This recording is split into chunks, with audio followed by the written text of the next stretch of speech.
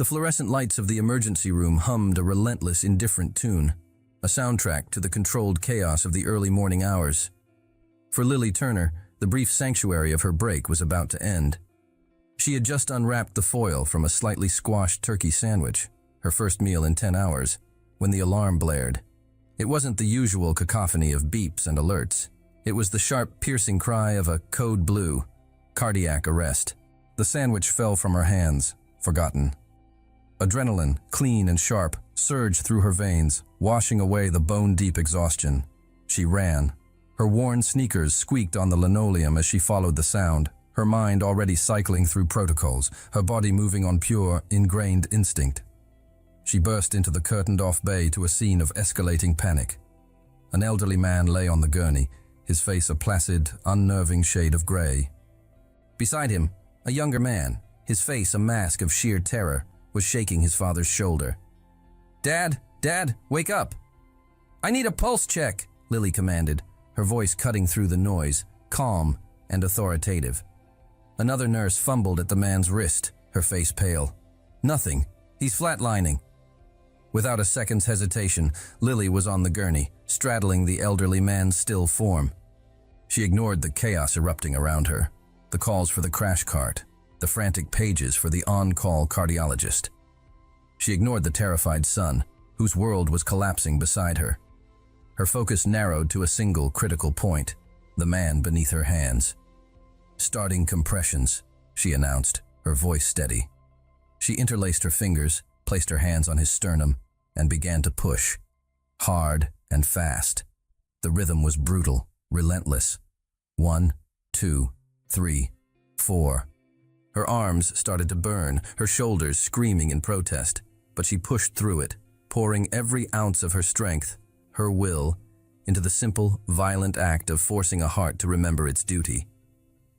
From the corner of the bay, Henry watched, paralyzed. The world had dissolved into a tunnel of surreal horror.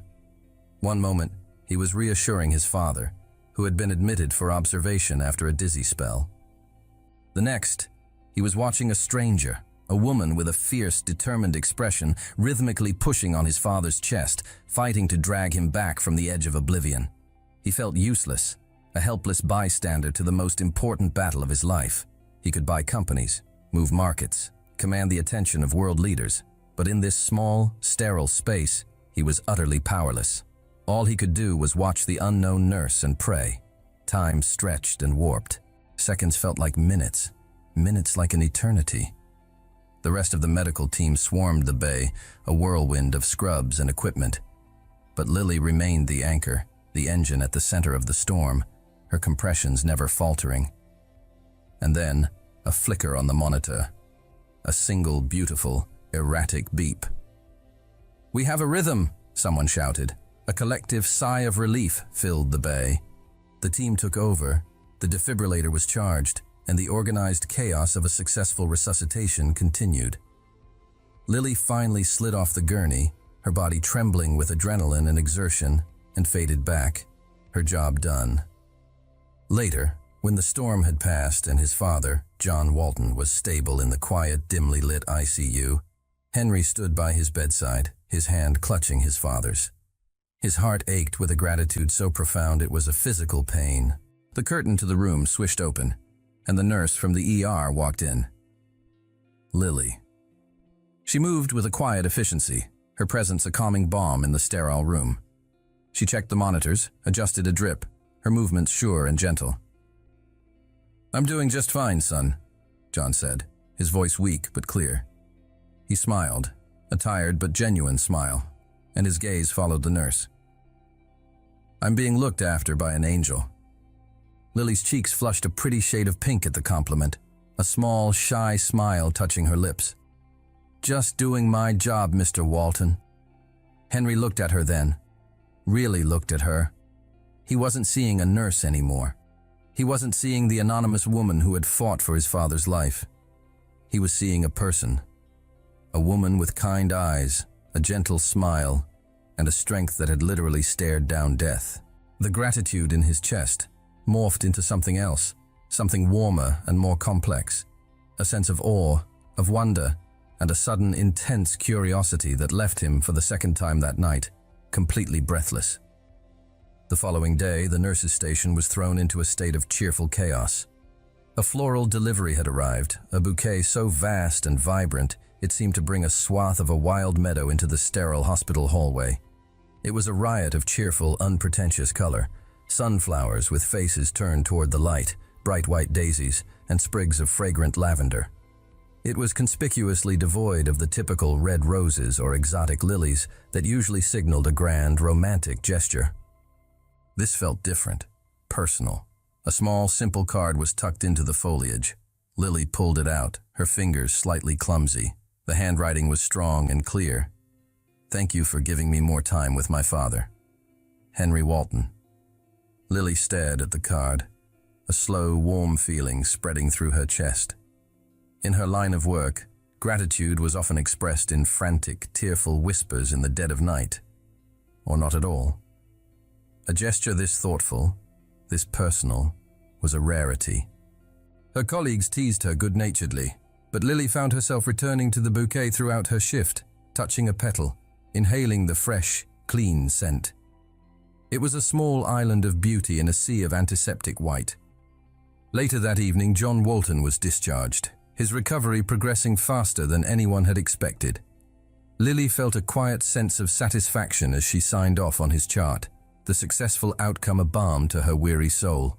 She was at home, curled up on her worn-out sofa with a cup of tea and a book she was too tired to read, when her phone buzzed with an unknown number. She almost ignored it, but some instinct made her answer. "Hello? Lily? It's Henry Walton." His voice was even warmer and richer over the phone, a low, pleasant timbre that sent an unexpected shiver down her spine. "Oh, Mr. Walton. Hello," she said, sitting up a little straighter. "I hope your father is settling in well at home." "He is, thank you. And he's already complaining about the food, so I know he's on the mend," he said, a hint of laughter in his voice. The sound was easy and genuine. "I'm calling to thank you again. The flowers didn't feel like enough." "They were beautiful," she said sincerely. "But you really don't have to thank me. I was just doing my job." It was her standard reply, the one she used to deflect praise and maintain a professional boundary. There was a pause on the other end of the line. "I know you're going to say that," he said, his tone shifting, becoming more serious. "But what you did, it wasn't just a job. You were the calm in the middle of a hurricane. You were extraordinary, and I would like to thank you properly." He took a breath. "Would you have dinner with me?" The question caught her completely off guard. Her world was one of 12-hour shifts, bodily fluids, and life-or-death decisions. It was not a world of dinner dates with the handsome, well-to-do sons of grateful patients. It felt inappropriate, complicated. "Oh, that's very kind of you, but it's not necessary, really," she began, already formulating a polite refusal. "I'm glad I could help, and that's thanks enough." "Please," he insisted, his voice soft but persistent, cutting through her practiced deflection. There was no trace of the entitled arrogance she might have expected from someone of his obvious means. There was only a sincere, compelling earnestness. "Just one dinner, so I can properly thank the woman who saved my father's life." His sincerity was disarming. It bypassed her professional defenses and touched something deeper. This wasn't a man trying to impress her. It was a son, filled with a profound and simple gratitude. Against her better judgment, against all the rules of hospital propriety she usually followed, a slow smile spread across her face. "Okay, Mr. Walton," she heard herself say, a note of amusement in her own voice. "Just one dinner." Preparing for the dinner felt strangely momentous. Lily stood before her small closet, a wave of insecurity washing over her. Her wardrobe consisted mostly of comfortable scrubs, worn-in jeans, and a handful of simple dresses reserved for rare social occasions. Nothing felt appropriate for a dinner with a man who sent meadows of sunflowers as a thank-you note. She finally settled on a simple, dark blue dress, the nicest thing she owned, hoping it was elegant enough without trying too hard. She was expecting a taxi or a rideshare service, so when a sleek, dark gray Aston Martin, a car that looked more like a panther ready to pounce than a mode of transportation, pulled up in front of her modest apartment building. Her jaw nearly hit the pavement. Henry stepped out from the driver's side. He wasn't in a stuffy suit as she might have imagined, but in tailored dark trousers and a crisp, open-collared white shirt under a soft gray blazer. The absence of a tie made him look relaxed, approachable, and even more devastatingly handsome than he had in the harsh lighting of the hospital. He smiled as he saw her, a warm, genuine smile that immediately put her at ease. "You look beautiful, Lily," he said, his voice a low murmur as he opened the passenger door for her. The compliment, so simply and sincerely delivered, made her blush. "You clean up pretty well yourself, Mr. Walton," she retorted, a playful note in her voice. "Henry," he corrected her gently. "Please." The drive was smooth, the car's interior a cocoon of soft leather and quiet power. He drove with an easy confidence, navigating the city streets while making effortless small talk, asking about her day, making her laugh with a story about his father's stubborn refusal to follow his doctor's dietary advice. He pulled up in front of Aria, a name Lily had only ever read about in glossy magazines. It was the city's most exclusive, most celebrated restaurant, a place where reservations were rumored to be booked a year in advance, a culinary temple for the city's elite. A knot of anxiety tightened in her stomach. She felt a sudden, overwhelming sense of being out of her depth. A valet whisked the car away. As Henry led her toward the grand entrance, his hand resting lightly on the small of her back, she braced herself for the noise, the crowd, the feeling of 100 pairs of eyes judging her simple dress.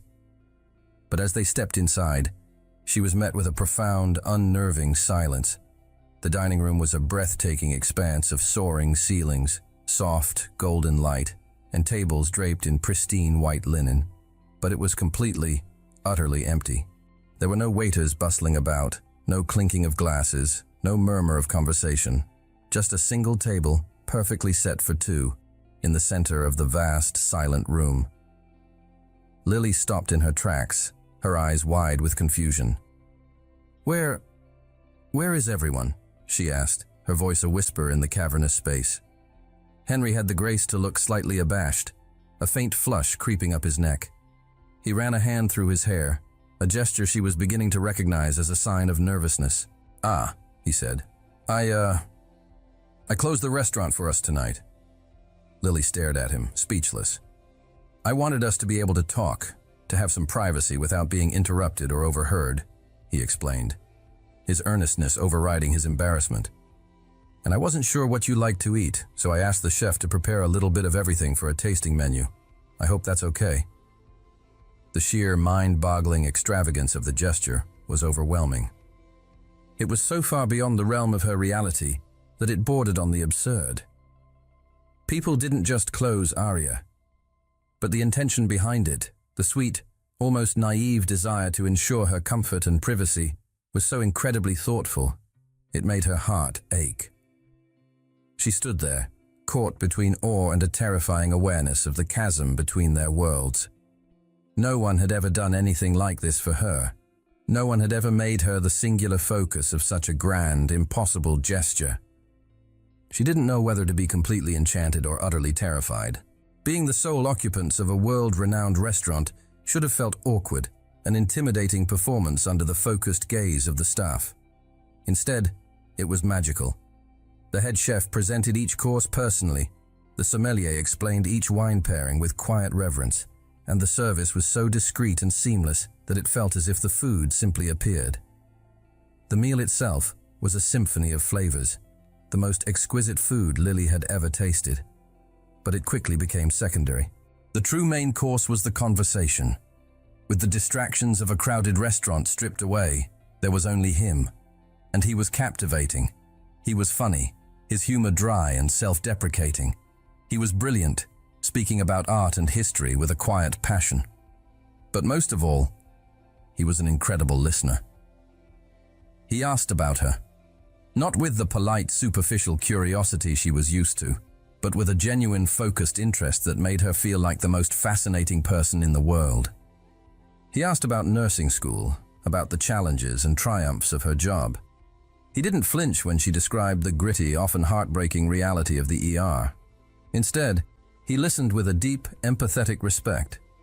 He asked about her dreams, and she found herself telling him about her vague, half-formed desire to one day work in pediatric oncology, a field that required a level of emotional resilience most people couldn't fathom.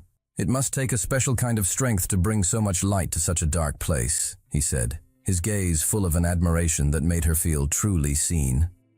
When she, in turn, asked about his life, he was more reserved. He spoke lovingly of his father, of their shared passion for sailing. He mentioned the family business, describing it vaguely as a logistics and shipping enterprise his grandfather had started. He made it sound modest, almost quaint. He seemed far more interested in hearing about her life, her world, than in talking about his own. The hours melted away. By the end of the night, her cheeks ached from smiling, and she felt a comfortable, easy connection with him that she hadn't felt with anyone in a very long time. He drove her home, the comfortable silence in the car filled with the pleasant hum of a perfect evening. He walked her to the door of her apartment building, the gesture simple and gentlemanly. "I had a wonderful time, Lily," he said, his voice soft in the quiet of the night. "Me too, Henry," she replied, and she meant it more than she could say. He didn't try to kiss her. He simply held her gaze for a moment, a silent promise of something more, before giving her a small smile and walking back to his car. She watched him drive away, her heart fluttering with a hopeful, happy energy. Back in her apartment, buzzing from the night, she kicked off her shoes and curled up on the sofa. A nagging curiosity, a need to ground the magical evening in some sort of reality, took hold. She pulled out her laptop. She typed his name into the search bar, Henry Walton. She clicked enter. The results loaded, and she sat up straight, her heart beginning to pound. The screen was flooded with headlines from financial journals, society pages, and international news outlets. Heir to Walton Global Enterprises, Henry Walton, to speak at Davos. The state's most elusive billionaire. Who is Henry Walton? The Walton legacy, a shipping empire valued at over $432 billion. Photos of him appeared. Not the relaxed, smiling man she had just had dinner with, but a more serious, formidable figure stepping out of private jets, shaking hands with world leaders, standing beside his father at the opening of the New York Stock Exchange. Lily felt the air leave her lungs. Her hands started to tremble. The man she had just shared a funny, intimate, and surprisingly normal dinner with wasn't just a grateful son. He wasn't just in logistics. He was the heir to one of the largest private fortunes on the planet. The grand, absurd gesture of closing the restaurant suddenly snapped into sharp, terrifying focus. For him, it wasn't a grand gesture. It was a Tuesday. She had just been on a date with a billionaire, a kind, humble, funny, secret billionaire. And he hadn't said a single word. Lily didn't sleep well. Her mind replayed the evening, superimposing the headlines and the staggering numbers over the memory of his easy smile and sincere eyes. The two versions of Henry Walton, the humble, grateful son and the multi-billionaire heir, were impossible to reconcile. She felt a confusing mixture of awe, intimidation, and a surprising pang of disappointment. The simple, genuine connection she had felt seemed tainted now, complicated by a reality she couldn't comprehend. Her phone rang late the next morning, while she was trying to distract herself with laundry. His name flashed on the screen, and her heart did a nervous little jump. She took a deep breath and answered, determined to be direct. "Hello?" "Hi, Lily. It's Henry." His voice was as warm and pleasant as she remembered, but today it carried a different weight. "I had a really wonderful time last night." A hopeful note underscored his words. "I was hoping I could see you again." Here it was. The moment of truth. "I had a great time too, Henry," she began, her voice even. "But there's something we need to talk about first." She paused, gathering her courage. "I Googled you." A heavy silence stretched over the line. For a moment she thought he might have hung up. Then she heard him let out a long, weary sigh. It wasn't a sigh of annoyance, but of resignation. "I figured you would," he said, his voice losing some of its bright energy. "And I'm sorry, Lily. I truly am. I wasn't trying to deceive you." He sounded so genuinely regretful that her defensiveness began to soften. "It's just," he continued, struggling to find the words, "I hate that part of my life. I hate the billionaire label. I hate how people change the second they find out. Their eyes get a different look. They start seeing dollar signs and opportunities instead of a person. I've lost count of the number of people who have tried to use me, or my father, through me." His voice was quiet, laced with a profound loneliness that she had never considered.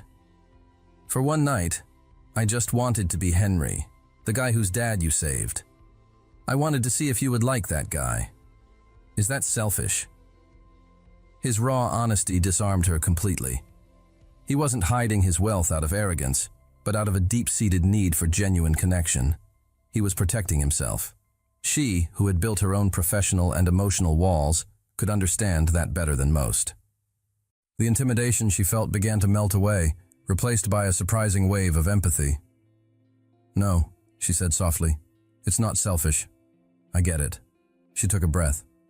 "Okay, Henry. I'll see you again." "Really?" The relief in his voice was palpable.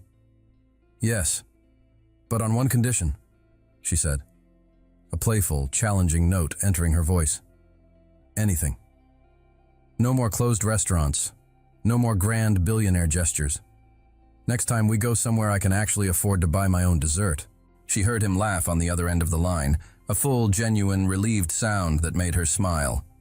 "You have a deal, Lily Turner," he said. "It's a deal." For their second date, Lily was determined to level the playing field.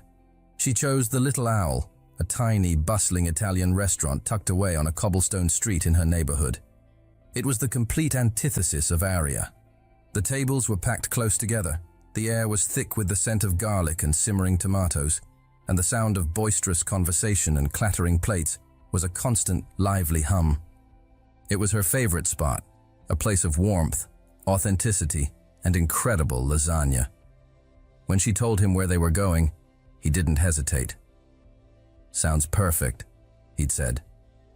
She watched him as he navigated the crowded space, expecting to see a flicker of discomfort, a sign that he was out of his element.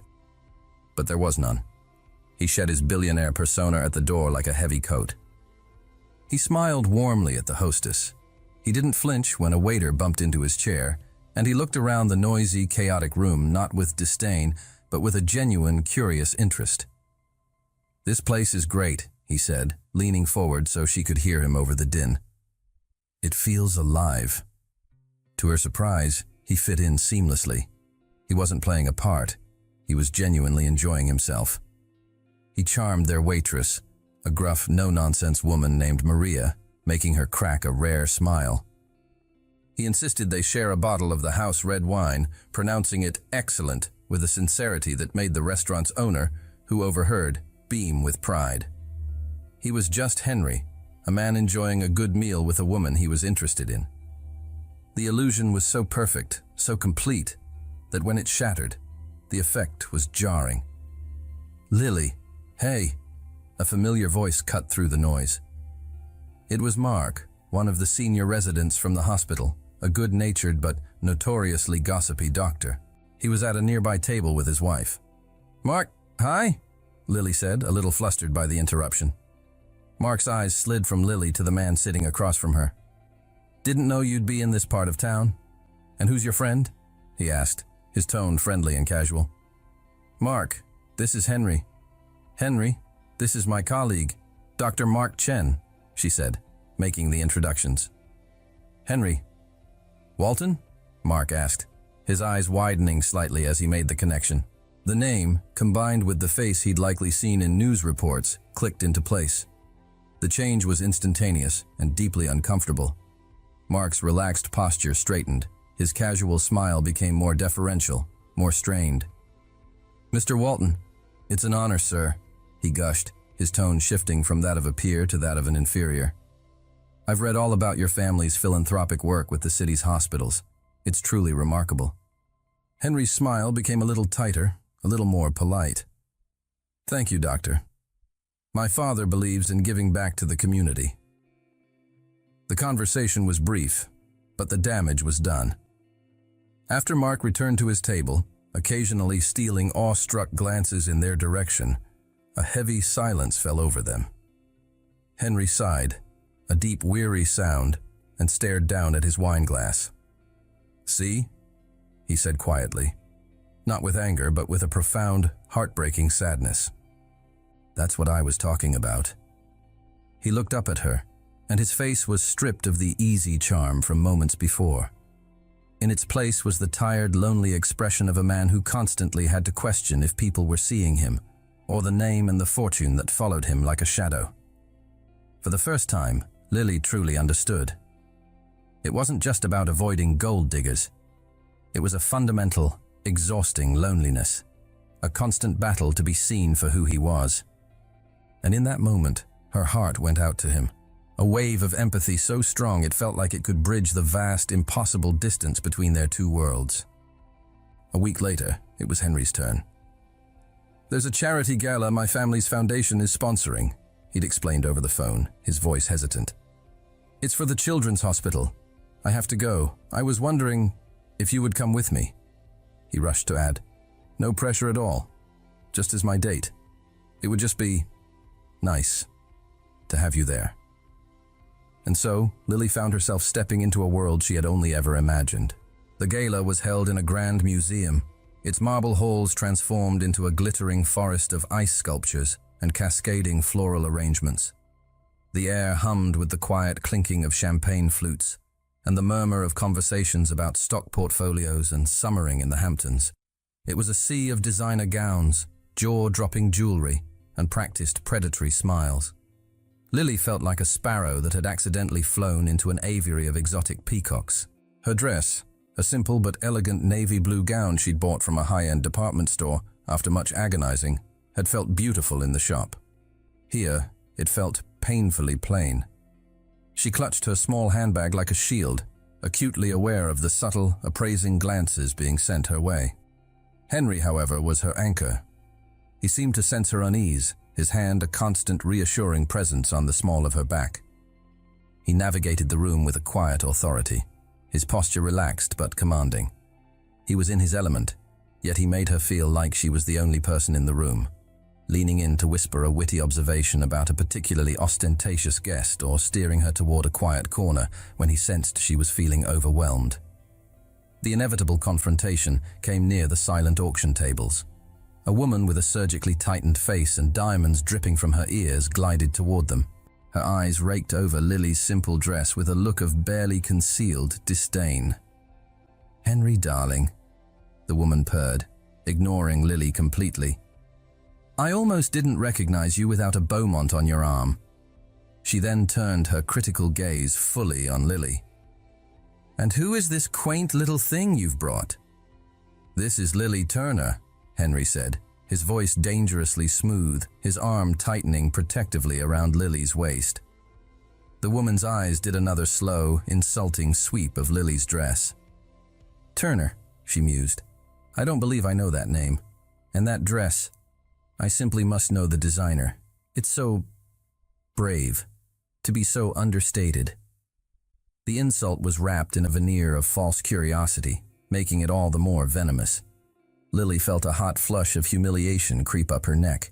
She was about to stammer something, anything, when Henry spoke.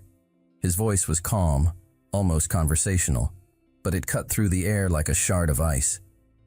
"Lily's dress isn't from a famous designer, it's true," he said, looking directly at the woman, his eyes cold. "She's a nurse. She prefers to spend her time and energy saving people's lives, not worrying about price tags and brand names." He paused, letting the words sink in. "It's one of the many, many things I admire about her." The socialite's perfectly painted smile froze on her face. She was left speechless, utterly defeated by a logic her superficial world couldn't comprehend. Without another word, Henry took Lily's hand. "Excuse us," he said, not to the woman, but to the air around her. He led Lily away from the crowd, through a set of glass doors, and out onto a quiet, moonlit terrace overlooking the city. The cool night air felt wonderful on her hot cheeks. Her heart was hammering in her chest, a chaotic mix of lingering humiliation and a soaring, fierce gratitude. "I'm sorry," Henry said, his voice tight with anger. "I shouldn't have brought you here." "I'm so sorry she said that to you." "Don't be sorry," Lily whispered, turning to face him.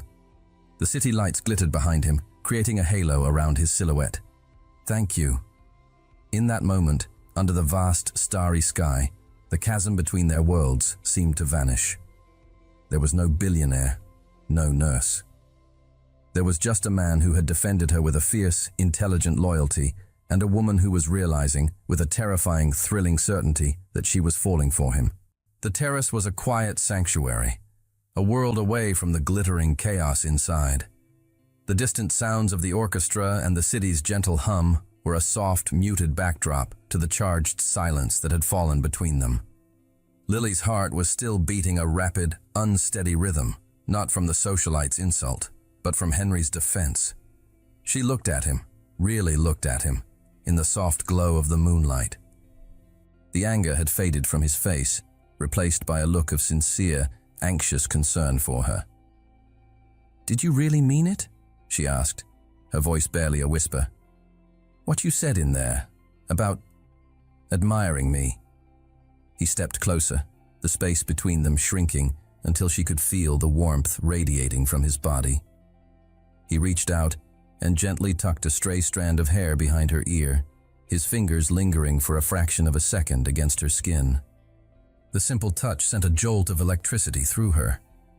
"I meant every word, Lily," he said, his voice low and serious, his gaze so intense it felt like a physical touch. "In my world, everything is a transaction. People are valued for their name, their connections, their net worth. It's exhausting. It's hollow."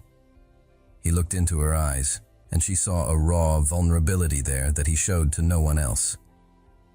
"And then there's you. You're real. You're compassionate and strong, and you dedicate your life to helping people without asking for anything in return. You're the most impressive, most genuine person I have met in years."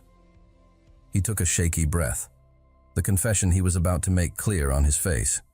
"I asked you to dinner to thank you for saving my father," he whispered, his voice growing thick with an emotion he could no longer contain. "That was the truth.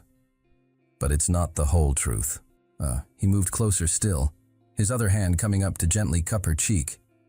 "The whole truth, Lily, is that I keep asking you out, because I can't stop thinking about you. From the moment I saw you in that ER, so calm and so fierce, you took my breath away, and you haven't given it back since."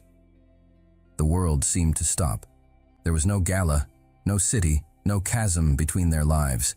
There was only the look in his eyes, the warmth of his hand on her skin, and the undeniable truth of his words.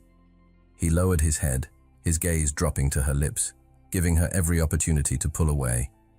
She didn't. She couldn't. She leaned into his touch, her eyes fluttering shut.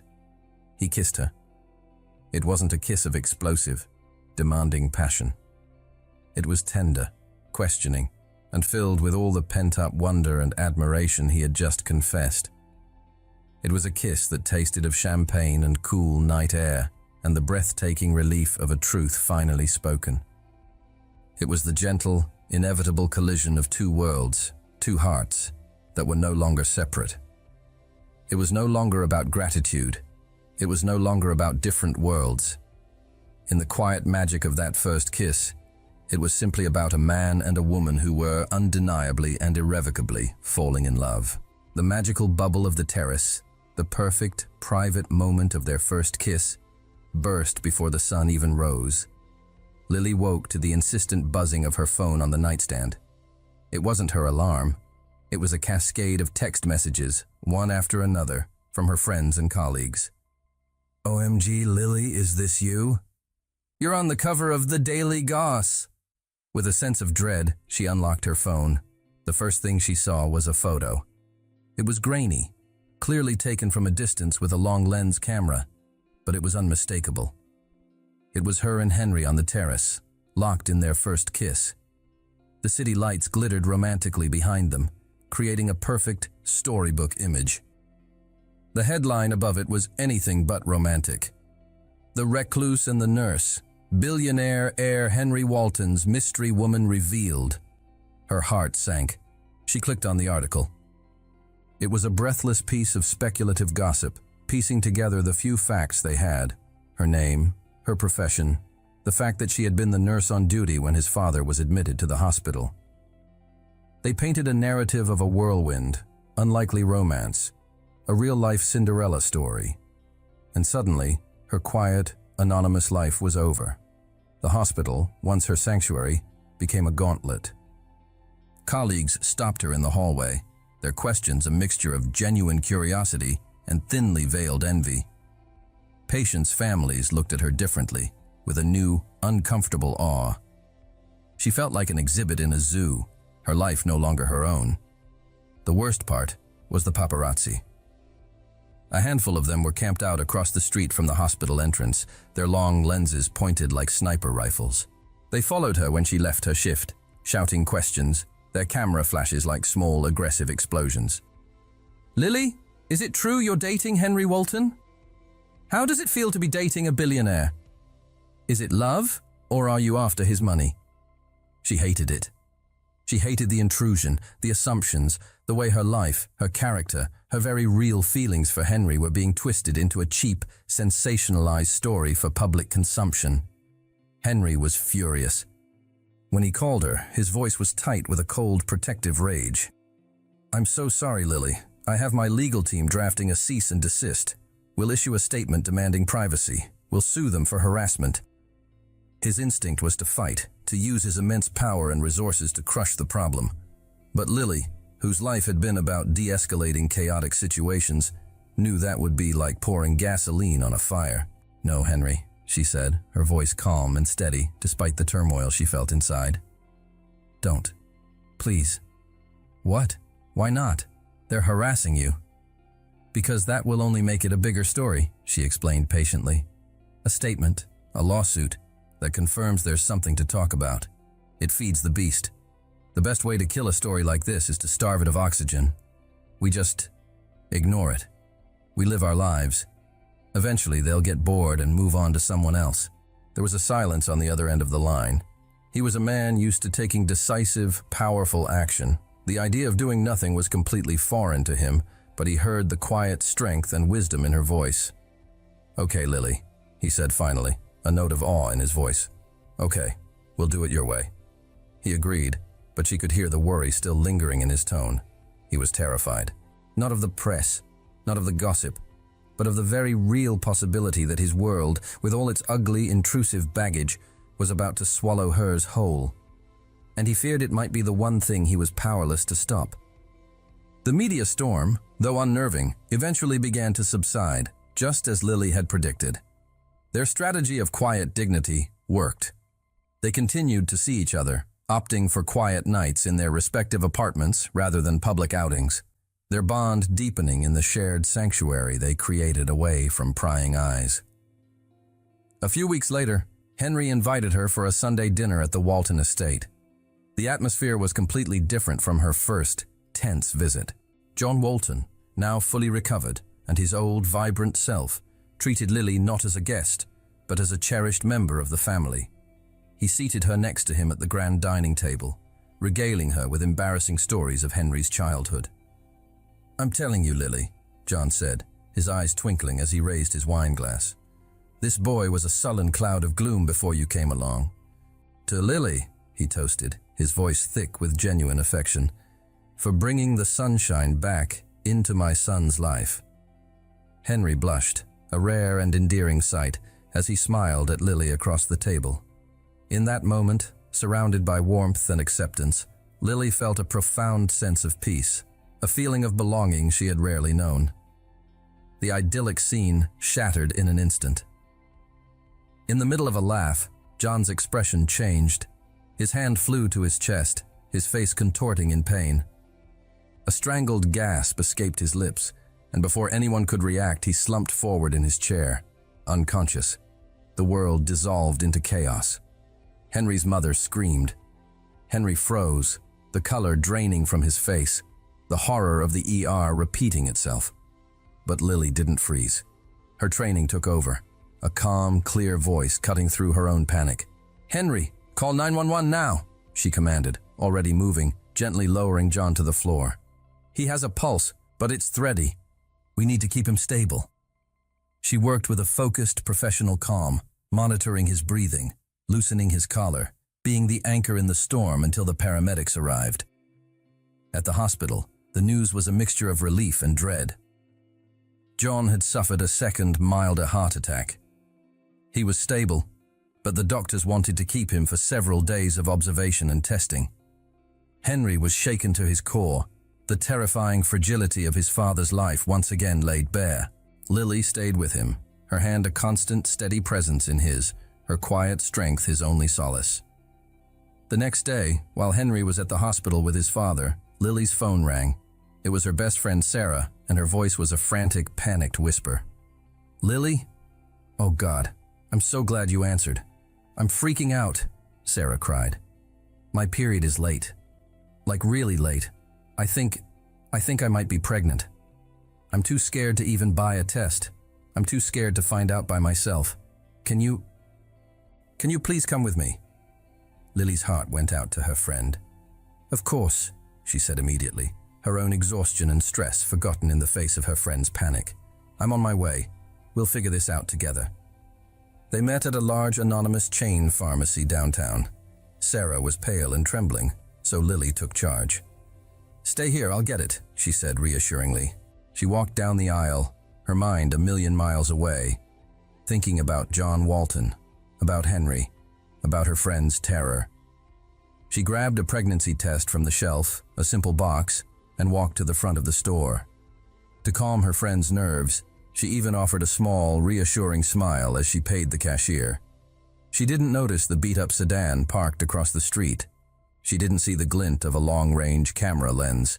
She didn't know that a freelance paparazzi, a bottom feeder who had been fruitlessly tailing her for weeks, had just hit the jackpot. The photo was perfect, clear, undeniable, and utterly damning. Lily Turner, the billionaire's new girlfriend, standing at a pharmacy counter buying a pregnancy test. The explosion came the next morning. Lily woke up to her phone vibrating itself off the nightstand, a relentless, furious buzzing that signaled something was terribly wrong. With a sense of deep foreboding, she reached for it. The screen was a nightmare. Dozens of notifications, all linking to the same story, from every corner of the internet's gossip machine. The headline, splashed across the top of a sleazy tabloid's website, was a masterpiece of malicious insinuation. "Gold digger's gambit? Henry Walton's nurse girlfriend buys pregnancy test as billionaire father fights for his life." Below it was the photo. Her at the pharmacy counter, the box clearly visible in her hand. A small, innocent smile on her face that the article twisted into a look of cunning triumph. Her blood ran cold. She felt a wave of nausea so intense she had to sit on the edge of her bed. The article was a work of pure poison. It painted her as a conniving, opportunistic predator, a gold digger who had deliberately chosen a moment of family tragedy to trap her billionaire boyfriend. They twisted her profession, her act of saving John's life, into the first step of a calculated seduction. They took a simple act of friendship, helping Sarah, and warped it into a sinister plot. The world, which had briefly felt full of hope and warmth, turned ugly and hostile in an instant. She had to see Henry. She had to see John. She threw on clothes, her hands shaking so badly she could barely button her jeans, and drove to the hospital, a place that had always been her sanctuary, but now felt like the scene of a crime. The moment she stepped out of her car in the hospital parking garage, they descended. It was like a scene from a horror movie. A swarm of paparazzi, far more aggressive than before, materialized from behind cars and pillars, surrounding her, shoving cameras and microphones in her face. "Miss Turner, is it true you're pregnant? Are you trying to trap Henry Walton with a baby? How could you do this while his father is sick? Do you have any shame?" The questions were like physical blows. The flashing lights were blinding, disorienting. She felt trapped, suffocated, her breath coming in ragged gasps. She put her hands up, trying to shield her face, trying to push through the wall of bodies. Suddenly, a furious roar cut through the chaos. "Get away from her!" It was Henry. He burst through the pack of photographers like a force of nature, his face a mask of pure, murderous rage. He didn't touch anyone, but his presence, his fury, was so palpable that the aggressive pack actually stumbled back. He wrapped a protective arm around Lily, pulling her tight against his side, and forged a path through the stunned crowd, his body a shield between her and the cameras. He practically bundled her into his car, slamming the door shut on the cacophony. Inside the silent, leather-lined interior, the adrenaline drained away, leaving only a hollow, trembling shock. The vicious words, the blinding flashes, the feeling of being hunted. It all crashed down on her. "I can't do this, Henry," she whispered, the words fractured by sobs she could no longer control. Tears streamed down her face, hot and bitter. "I'm not strong enough for this world." She looked at him, her eyes full of a despair that shattered his heart. "They turned me into a monster." The penthouse, once a symbol of a world she found intimidating, now felt like the only safe harbor in a raging storm. Henry led her inside, his arm never leaving her shoulders, his touch a steady, grounding presence. He sat her down on the plush sofa, knelt before her, and gently wiped the tears from her cheeks with his thumbs. "I'll fix this, Lily," he said, his voice a low, fierce promise. "I will destroy them. I'll have my lawyers bankrupt every single one of those tabloids. I'll make sure the photographer who took that picture never works again. I will burn their world to the ground for what they did to you." His protective fury was a powerful, comforting balm. But as she looked into his angry, determined eyes, she knew it wasn't the answer. His world fighting back against itself would only create a bigger war, and she would be forever trapped in the middle.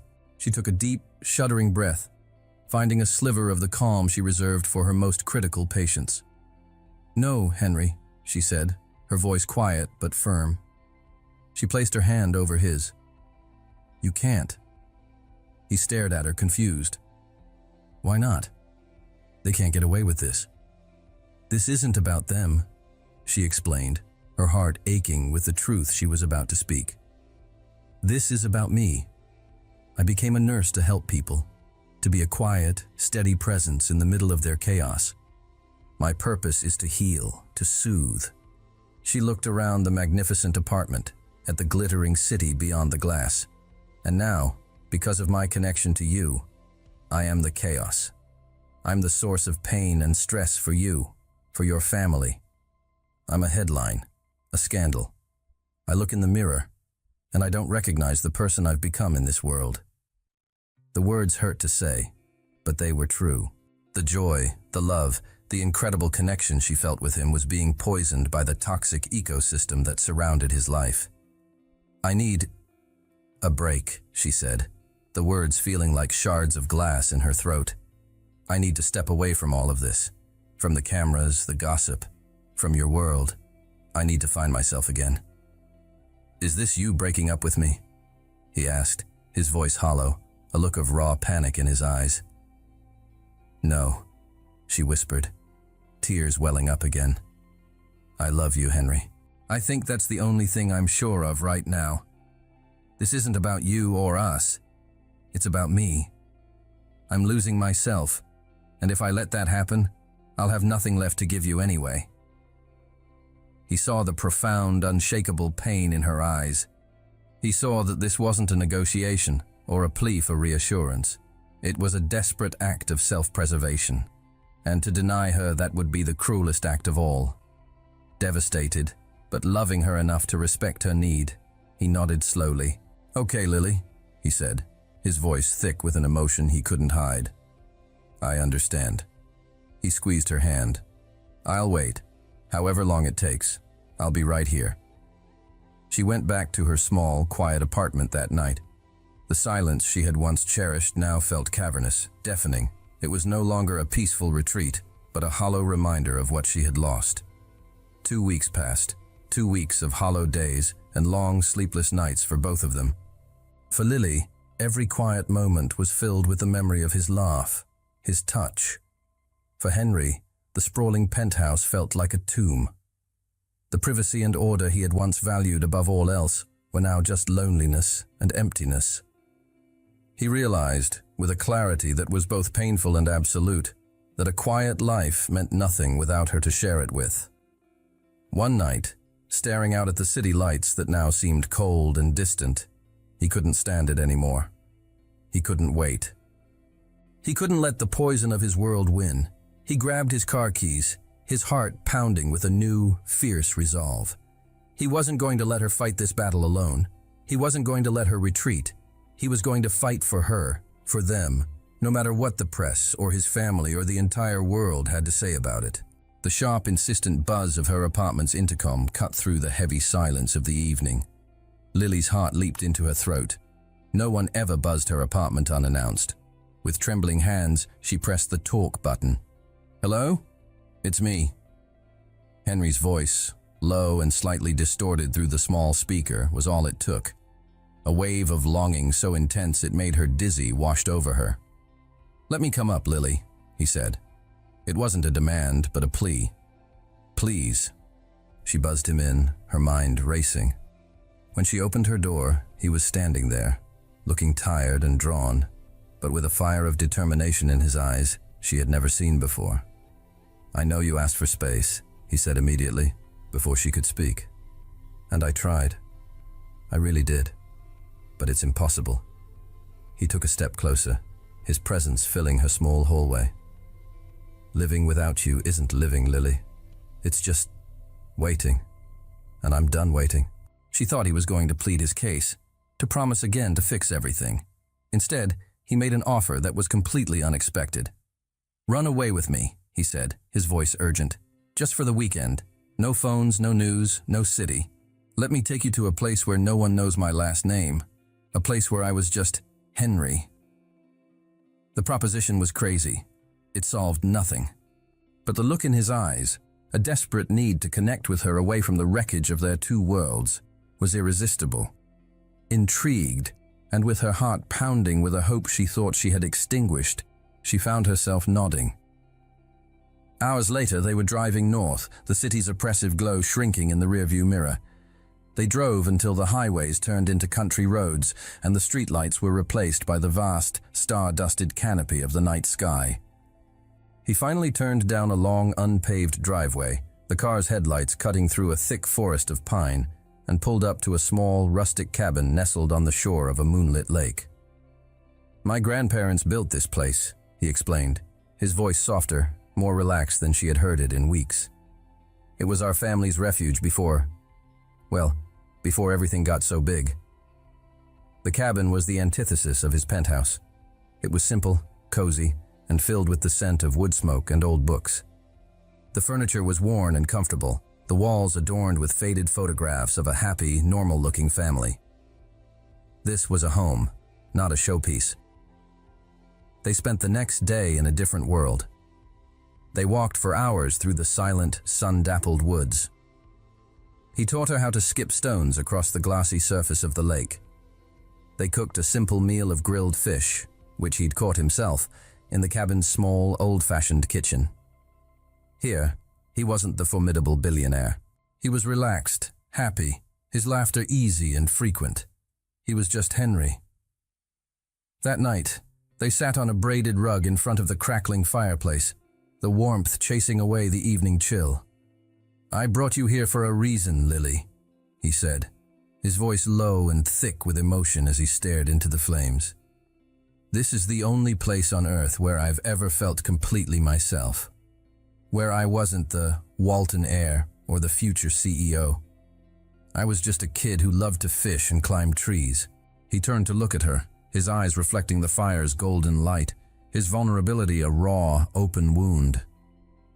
"I wanted you to meet that person," he whispered. "The real me. The man who exists away from all the noise." His confession disarmed her completely. He hadn't brought her here to impress her with some hidden luxury retreat. He had brought her here to share his soul. He had stripped away the billions, the power, the entire world that had come between them, to show her the man at the very center of it all. "Henry," she whispered back, her own voice choked with emotion as she reached out to touch his cheek. "That's the man I fell in love with. He leaned into her touch, his eyes closing for a moment. He moved closer, the space between them disappearing, the warmth of the fire no match for the heat that flared between them. She knew, with a deep and certain clarity, that this weekend wasn't just an escape. It was a crossroads, and they had just chosen their path together. The next morning they woke with the sun. They sat together on the small, weathered wooden pier, mugs of hot coffee warming their hands, and watched as the day was born. A low-lying mist hovered over the still, glassy surface of the lake, creating a magical, ethereal world that felt entirely their own. The only sounds were the gentle lapping of water against the pilings and the distant call of a loon. "I don't want this weekend to end," Henry said, his voice a quiet murmur that seemed to blend with the morning's profound peace. He looked at her, his expression open and serious. "I don't want us to end." He set his mug down on the pier and turned to face her fully, taking her free hand in his. His palm was warm, his grip steady. "I know my world is complicated," he began, his gaze unwavering. "I know it's loud and intrusive and scary, and I know I dragged you into a storm you never asked for. I spent so long trying to protect my privacy, to keep that world at bay, and all I ended up with was a quiet, empty life." He squeezed her hand, his voice growing thick with emotion. "And then you came along, and you're the calm, Lily. You're my calm in the middle of all of it. The chaos doesn't matter when I'm with you." He took a deep breath, his heart in his eyes. "I don't want to be the reclusive billionaire anymore. I don't want to be the Walton heir. I just want to be the man who gets to love you, the man who gets to build a life with you, whether it's in a penthouse in the city or a cabin in the woods." His words, his sincerity, the sheer, unvarnished truth of his love brought tears to her eyes. "Lily Turner," he said, his voice dropping to a near whisper, full of a hope that was both terrifying and beautiful. "Will you marry me?" He opened his other hand. Resting in his palm was not a box. It was a ring, but not the kind she would have ever expected. It wasn't a massive, blinding diamond designed to signal wealth. It was a vintage, intricate band of what looked like woven gold, holding a single deep green emerald that seemed to capture the color of the pine forest surrounding them. It was unique, personal, and breathtakingly beautiful. "It was my grandmother's," he explained softly. "She gave it to my father and told him to give it to me. For when I found the one person who saw the man, not the name. I think she would have loved you." With tears streaming down her cheeks, blurring the image of the rising sun into a golden haze, Lily looked from the exquisite, meaningful ring to the face of the man she loved more than life itself. She didn't need to think. Her heart had known the answer for a long time. She extended her hand, her fingers trembling, and let him slide the ring into place. "Yes," she whispered. The word carried on a happy, tearful breath. "Yes, Henry. I'll marry you." He slid the emerald ring onto her finger. It fit perfectly, as if it had been waiting for her all along. He framed her face with his hands and kissed her, a deep, soulful kiss that tasted of coffee and morning mist and the promise of 1,000 sunrises to come. As they kissed, the sun finally broke free of the horizon, burning away the last of the fog and bathing them in a warm, golden light, sealing their promise. A year later, the sterile, intimidating halls of the city's main hospital were filled with laughter, bright colors, and the sound of hope. It was the grand opening of the new Walton Turner Pediatric Wing. The name, etched onto a gleaming plaque at the entrance, was a testament to their partnership, a fusion of his resources and her heart. Lily stood beside Henry, not as a guest or a +1, but as a driving force behind the project. She had left the frantic, reactive world of the ER and, with Henry's full support, had helped create and now led the hospital's new patient and family wellness program. Her new role was to be the calm, the advocate, the source of comfort for families navigating the terrifying chaos of a child's illness. She was doing the work she was born to do, on a scale she had never imagined. John Walton, looking healthier and happier than ever, beamed with pride as he cut the ceremonial ribbon. He pulled Lily into a fierce hug. "I told you she was an angel, son," he said to Henry over her shoulder. Later, Henry found her in a quiet corner, watching a small child giggle as a therapy dog performed a trick. He came up behind her, wrapping his arms around her waist and resting his chin on her shoulder. "Every day," he murmured into her ear, his voice full of a quiet, profound awe. "Every single day, I find a new reason to be proud of you." She leaned back against him, her heart full. The press was there, but the reporters were different now. They wrote about her work, her innovative programs, her impact. They called her a philanthropist, a patient advocate. The gold digger narrative had been completely eclipsed by the undeniable truth of her character. She had not been defeated by his world, she had reshaped a part of it for the better. That night, they weren't at a gala or in the penthouse. They were back at the cabin by the lake, a place that had become their true home. A fire crackled in the hearth, casting a warm, dancing glow over the room. "You know," Lily said, her head resting on his chest as they lay on the familiar braided rug. "All of this, it started with a heart that stopped beating." Henry smiled, tilting her chin up to look at her. He kissed her softly, a slow, tender kiss, full of a love that was now as easy and natural as breathing. "No," he corrected her gently, his eyes full of a love that was deep and endless. "It started with a heart that began to beat faster. Mine. From the very first moment I saw you,